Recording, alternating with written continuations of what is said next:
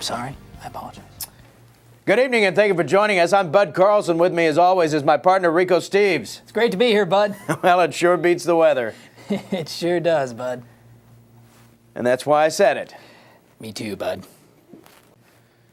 All right, let's not waste any more time. Rico, what's our topic of the day? Our topic of the day, the use of instant replay in Major League Baseball. Now, there's a controversial topic. With the amount of missed calls on the base pass this year, you got to ask yourself, should Major League Baseball allow calls to be overturned based on the results of instant replay? Rico, what do you think? You know, I think these umpires do a great job, but you can't deny they do make mistakes. However, that's a part of baseball. Spoken like a true politician. Thanks, Bud. Well, let's take it to the phone lines and find out what the fans think. If you have an opinion on whether or not Major League Baseball should expand the use of instant replay, give us a call. Let us hear it. Caller, you're on the air. What's your name? Where are you calling from? Tommy Francis, North Little Rock, Arkansas. So, Tommy, what's your whole opinion on this instant replay thing? Well, first let me say, I'm a huge fan of the show. Bud, Rico, you guys are the mans. I mean men. You guys are awesome. Thanks, Tommy. Thanks, Tommy. Anyway, I totally agree with both you guys. Instant replay is totally instant. Actually, I don't think either of us said that. But the real reason I'm calling is, I thought you might be able to help me with something. I haven't been on a date with a woman in like 6 months. I'm not sure where I'm going wrong. What should I do? Tommy, I don't think that's related to the topic. But I think I can handle this one. Tommy, it sounds to me like you're in a bit of a slump. It happens to the best of us. In 1998, I watched Mike Piazza's batting average go from a 322 to a 288. Took him 8 games, just over 20 at-bats just to get a hit. But do you know how he did it? No. No, How? He pulled up his socks, tucked his pants into his socks and knees, and that shook up his routine a little bit, and he got himself out of that funk, resulting in a 3-run home run to win the game. Wow. Wow is right. So I guess what I'm saying is next time, pull up your socks. Next caller. Caller, you on there. What's your name? Where you calling from? Fred Jenkins, New York City, New York. And you have something to add about instant replay? Yeah, first of all, I want to say I love your show. And secondly, I have a question. Well, is that question about instant replay? Sort of. I baked a carrot cake last night, but I'm pretty sure I burnt the frosting. Will help? Maybe you should wait until you take the cake out of the oven before you frost it. You know, I think what my partner's trying to say is, remember 2004? Yeah. Talking about the ALCS, Yankees versus Red Sox. The Sox were 0-3 in this series. It's Game 4. Red Sox find themselves facing elimination. They're trailing 4-3 in the ninth. Mariano Rivera in to close for the Yankees. Is this ringing a bell for you, Fred? Yeah, the Yanks had it all sewn up. Yeah, you would think, right? But then what happened? The Red Sox tied it up in the ninth and went on to win with a David Ortiz 2-run homer in the 12th inning. The Sox won the next 3 games, eventually went on to win the World Series with a 4-game sweep of the Cardinals. So basically, don't frost your cake until you take it out of the oven. Wow, thanks. Next caller. That was good, wasn't it? Caller, you on the air. What's your name? Where you calling from? Craig Connor, Seattle, Washington. Do you want to talk about instant replay? No. Well, what's on your mind? I lost my job, my wife left me, and the Mariners haven't been good since Griffey was young. I think I'm gonna kill myself. Any suggestions? Rico? Use a gun.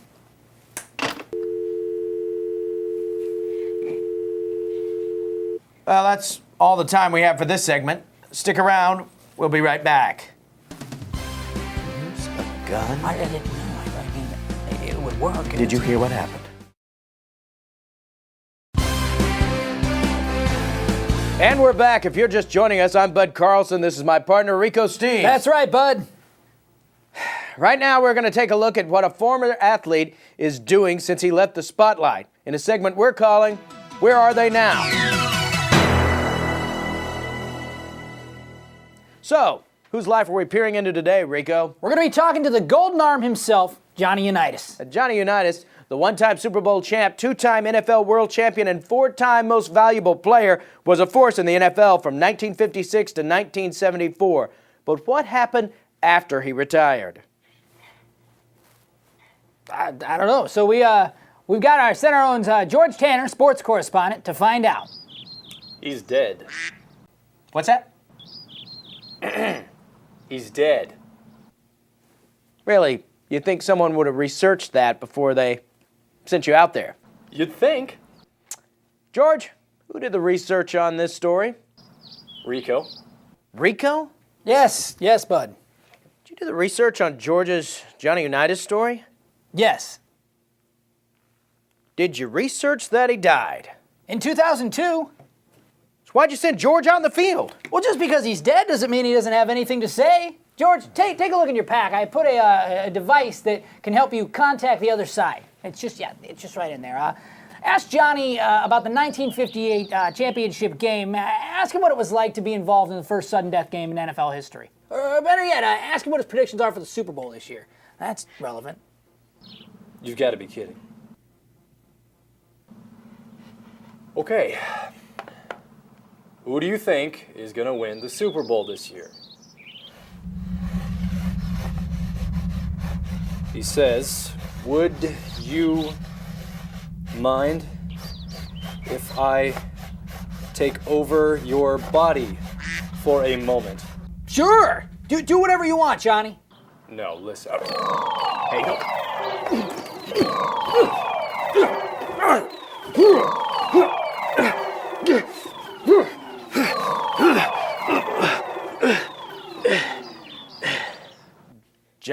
Johnny Unitas, is that you? Sure is. It's good to be breathing again. Welcome to the show. It's good to be here. So, did you have any Super Bowl predictions for us?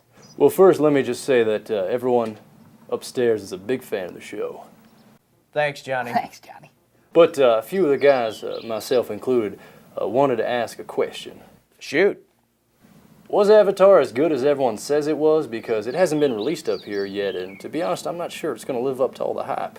It is good. How good? Super Bowl 25 good. Super Bowl 25. Where the Giants beat the Bills by 1 point because Norwood's 47-yard field goal went wide right. That's the one? Wow. Wow. How about that Super Bowl prediction, Johnny Unitas? Lions take it, hands down. The Detroit Lions. By a landslide. Hey, Johnny, would you sign my Ghost football? It's the official football of the afterlife, just before you go. Sure, anything for you, Rico. Okay, I'm gonna pass it to you. Okay. But we got to make this quick. I don't have much time. Was that Steve's with 3 E's? Correct. 2, Rico. Steve's. The best. Hey,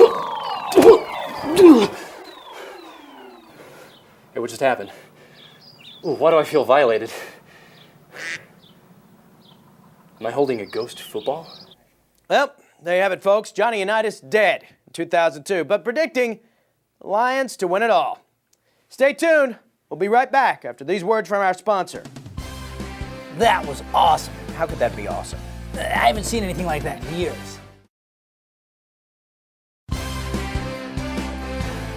It's a professional show, and you need to act professional. I wore a tie. Oh, my God. And we're back. Thank you for joining us. I'm Bud Carlson, and here with me, as always, is my good friend and partner, Rico Steves. You sure do, bud. Rico, I hear we're expecting a very important phone call today. I am? Oh, that's right, I am. And who's going to be calling you? Someone very special, Bud. The President of the United States, Mr. Barack Obama. That's right. Good friend of the show, Barack Obama, will be calling shortly to discuss sports legend Michael Air Jordan. That's right, he's going to. It's enough, Rico. Terrible reception in here. Rico, I think that's the studio phone. Hello, this is Rico Steves. Mr. President, is that you? Are you there? Hello, Bud. Hello, Rico. It's me, the President. Mr. President, thank you so much for calling. Great to have you on the show again. It's my pleasure. Hey, I heard you won the White House pool in the baseball playoffs. Well, I cannot divulge whether there was or was not any office gambling going on over the phone. But let's just say Bo, the White House dog, has collected a few bones. Because of the money you won in the office pool? Yes, Rico. Because of the money I won. Well, we don't want to keep you for too long, Mr. President, but I did want to ask you about his airness, Michael Jordan.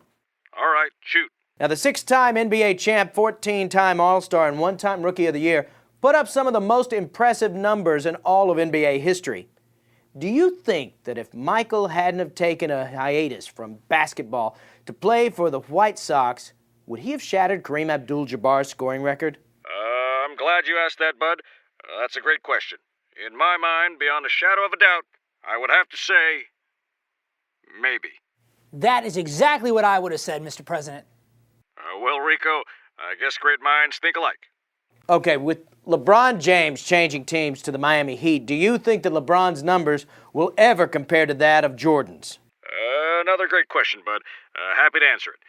But first, let me say I truly believe in the stimulus package I intend on implementing. And on the subject of LeBron's numbers, I have to say I wouldn't rule it out. It's a possibility. Numbers are a tough thing.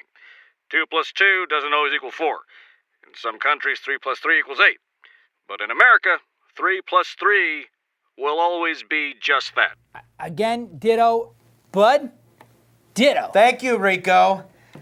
Mr. President, it was rumored that after leaving basketball, Michael Jordan found himself heavily addicted to gambling, and it is alleged that his father was murdered due to gambling debt. If this is true, please let me know. Because, Bo, the White House dog, has 100 bones on it.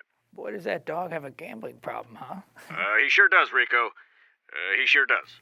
Sorry, Mr. President. Well, Mr. President, I'm sure you have a busy day ahead of you. Thanks so much for calling in. Well, boys, it was my pleasure. And if you're ever in Washington, remember to stop by the Lincoln Memorial. Hey, thanks, P-Bomb. P-Bomb, really? Yeah, you know, like J-Lo, but for the president. P-Bomb. Folks, don't touch that remote. We'll be right back after these messages. I cannot believe it. The President of the United States, P-Bomb?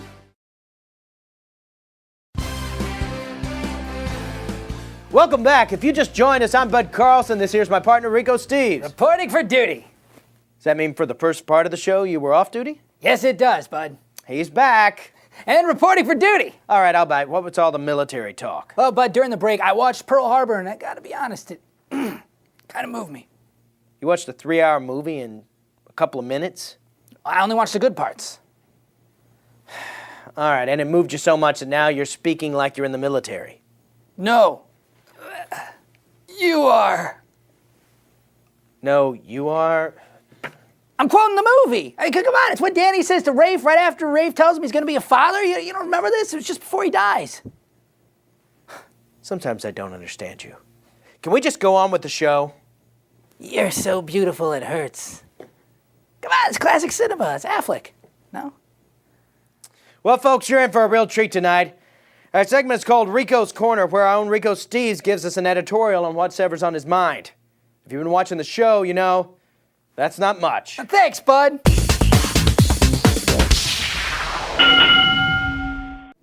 Today I want to talk about something that's been weighing pretty heavily on my mind. Why does the WNBA make the girls wear such unflattering outfits? I mean, loose-fitting tank tops, long baggy shorts, no makeup. Just because they play sports doesn't mean they don't want to look and feel feminine. Remember A League of Their Own? Those ladies wore skirts with high socks and attended charm school. Now maybe that's old-fashioned, but I've always said I like an old-fashioned girl. Plus, isn't old-fashioned called retro now? Yes, it is. That's what we call a red oracle question. I think you mean rhetorical question. Do I? You do. All I'm saying is if you look good, you feel good. And if you feel good, you play good. And that's good. Take Cheryl Swoops. She has 3 Olympic gold medals, 3 MVP awards, and as a member of the Houston Comets, she's accumulated over 2,000 career points, 500 career rebounds, 300 career assists, and 200 career steals. But how many more would she have had if she was just wearing something that made her feel special? Something silky. Something like this. Oh, give me a break. This is what an athlete should look like. Imagine how special she would feel driving through the lane, how beautiful she would look after a steal, how comfortable she'd be while shooting a J. I mean, WNBA, if you're listening, call us right here at the show. Let's set something up right now. If we start production right away, we could have a line in place for next season. You know what, it's like my mom used to say. If you want butts in the seats, you gotta show off the butts on the court. Your mom always used to say that? Yep. Oh, that's right. Didn't you tell me that your mom was your Pee Wee basketball coach? No, that's absurd. I never said that. Oh, really? Then where did I get this? Hey, what Come on, give me that. No. Well, you know what? Sure. I'll just call Coach Mom for another. That's fine. What? No, you can't talk to Coach Mom. Don't you think it's weird that you still call her Coach Mom? You know what? She made me call her. You know, you have no idea of the strains in our relationship. Well, that's all the time we have for this segment for Rico's Corner. Stick around. We'll be right back with Coach Mom. No, she's not. Really? She's here? No, actually, I'm afraid we're all out of time. Join us next week when we discuss whether Al Davis is a cyborg or just a figment of our imagination. I'm Bud Carlson. And I'm Rico Steves. And remember, satanic worshiping isn't bad if you're only pretending. Really? Well, it's not if you don't really mean it. Remember when we were kids and we used to play in this? Oh my God.